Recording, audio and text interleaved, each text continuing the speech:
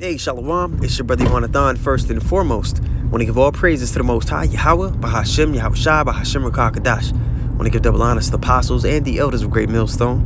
And I want to say Shalom to all the brothers and, of course, the few sisters who are pursuing this truth in sincerity. All right, may the blessing of election be upon your house. Now, today, the title of today's lesson, I'll say, is Don't Be All Talk.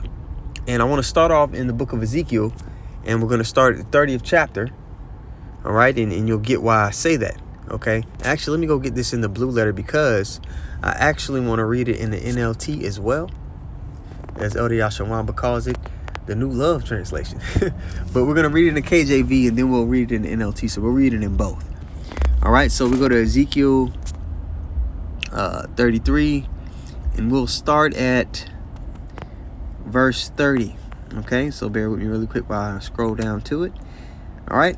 This is Ezekiel 33 and 30 in the KJV. It says, "Also, thou son of man, the children of thy people still are talking against thee by the walls and in the doors of the houses, and speak one to another, everyone to his brother, saying, Come, I pray you, and hear what it is, the word that cometh forth from the Lord."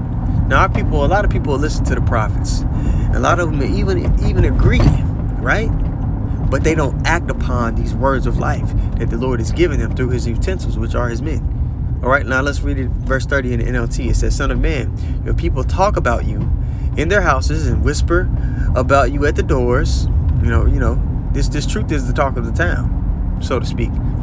They say to each other, "Come on, let's go hear the prophet tell us what the Lord is saying." All right, now we're back to verse 31. We're in verse 31 in the KJV, okay? And that reads, "And they come unto thee as a people cometh, and they sit before thee as my people." They come, and, hey, Shalom, brother. They seem sincere, like they're truly on the path to change, like they're becoming that new creature, like they've been quickened, like it talks about in Ephesians 2. But in all actuality, man, it's just like a good song. It's just like a catchy song to them. It's not something that they're acting upon. All right, verse 31. It says, "And they come unto thee as a people cometh, and they sit before thee as my people, and they hear thy words, but they will not do them. For with their mouth they shew much love." Shalom, brother. These ones that camps, you have somebody in a car driving by, and they honk, "Shalom," out the car. I guarantee you, majority of those people are not walking uprightly. And I can say that with confidence because we know that, according to the ratio that the Lord has given us, salvation is as a wave to a drop. The people that are really about this thing, man, especially the men, they're going to be acting upon it. All right. Now let's read verse 31 in the NLT. It says, "So my people come pretending to be sincere, and sit before you. They listen to your words, but they have no intention of doing what you say." They're not, like it says in James. In James, the book of James was the reading assignment this week. And here in Dallas was the reading assignment this week. And that's one of my favorite verses I always love to go to is James 1 and 22. All right, "Be ye doers of the word and not hearers only, deceiving your own selves." All right, verse 31 again in the NLT, Ezekiel 33 and 31 in NLT. Again, from the top, it says, "So my people come pretending to be sincere and sit before you. They listen to your words, but they have no intention of doing what you say." Man, their mouths are full of lustful words, and their hearts seek only after money. Their main priority in life and their main concern is, I'll even put it this way, is financial freedom. Thing is, the whole trial that the Lord is putting his elect through is you're going to be subject unto payments. That's pretty much in the curses. The scriptures say we're going to be subject unto payments. What you should be striving for is to have your daily bread, because anything else, the Lord's going to make a way for you to what he wants you to have. He'll let you have it, but your main priority and focus should be growing in the spirit, and you need time to do that. You need time to give to the Lord to do that, right? So you gotta be able to read and study and look into things, and there's nothing wrong with having a little extra money in your pocket, of course. but what you should be satisfied with. And it's hard to tell somebody this in the world, man, because everything in this society is geared towards jealousy and greed and envy. You look at social media, that's why it's such a powerful tool that this devil can use upon the people. All day you scroll and you look at someone else's, pictures. They're at this party, they're at this location, and everything is glamorized, like people are just living their best life, so to speak, and having this joy. Everyone's life is better than yours on social media, so you look at it. That's what it's geared to make you feel that way. It's like, oh, maybe I should do this, or oh, I want to go there, or it's all geared towards wanting more, wanting to have carnal experiences. And there's nothing wrong with wanting to have experiences, but when you're willing to sacrifice spiritual things, your time to give to the Lord, to put yourself in a position for those things in a place that's circling the drain, now you're stepping into dangerous territory. You see, I was telling a brother of mine this. He's transitioning into this word. He believes, but there's many,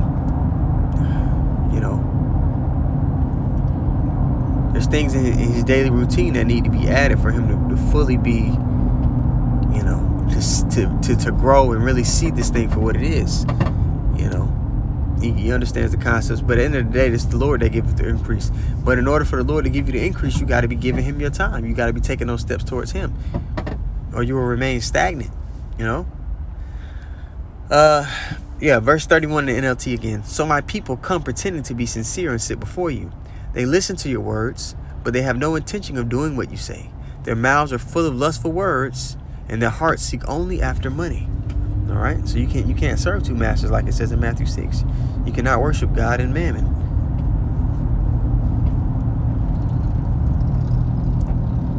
What takes precedence over your time?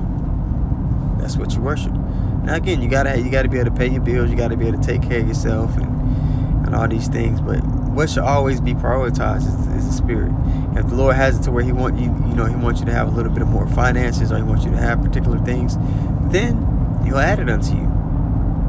But the true riches, you should be striving for is the riches in the kingdom of heaven, the spiritual riches, where moth and rust doth not corrupt. There's no amount of money or status or fame or possessions that you can gain here on this side that'll measure up to a 100th of what we're going to receive in the kingdom. But it takes sacrifice. And really it's no sacrifice at all, because what you're sacrificing is attachments to the world.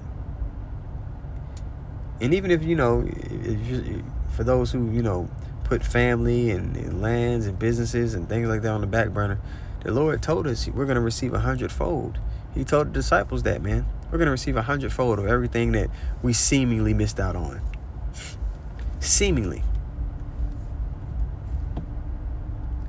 All right, verse 32 in the KJV. All right, and lo, thou art unto them as a very lovely song of one that have a pleasant voice and can play well on an instrument.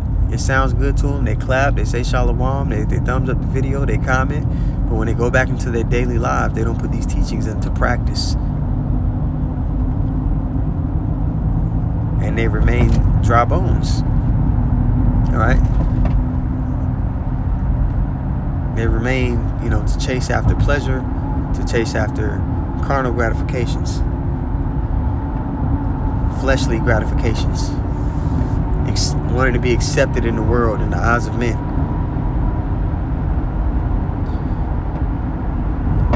All right, but it takes faith, to be like, you know what, I'm going to give more time to the Lord, and the Lord will put, things in a place where they should be. And faith is a gift, it's not of someone's own will. The Lord has to endow you with that gift of faith. All right, verse 32 again from the top. And lo, thou art unto them as a lovely song of one that hath a pleasant voice and can play well on an instrument. For they hear thy words, but they do them not. And when this cometh to pass, lo, it will come, they shall know that a prophet hath been among them. Okay, so then when they're going to realize, man, once the calamity hits, once Jacob's trouble happens, once all these things come to pass, like, whoa, damn, the Lord put the key. He put the key. He put the solution right in front of my face. He was speaking to me this whole time through his men, and I didn't put these things into practice. Now I don't know what to do. Now I don't know how to move. Now I don't know how to even, digest the things that are taking place around me. Don't be all talk. So with that being said, I want to give all praises once more to Yahweh, Bahashim, Yahweh Shai, Bahashim, Rakakadash. I want to give double honor to the apostles and the elders of Great Millstone. And I want to say shalom to all the brothers and, of course, the few sisters who are pursuing this truth in sincerity. All right? May the blessing of election be upon your house. Shalom.